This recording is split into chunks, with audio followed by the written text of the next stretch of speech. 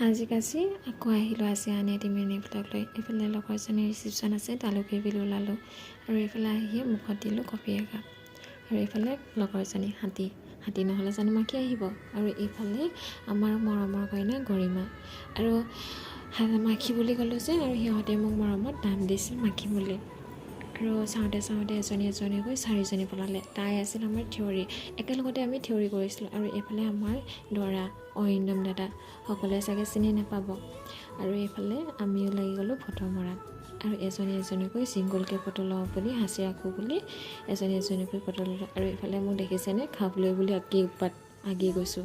আৰু এইফালে খাবলৈ বুলি অলপকৈ লৈছোঁ, অলপকৈ বুলি নাভাবিব, বহুতেই লৈছোঁ দেই।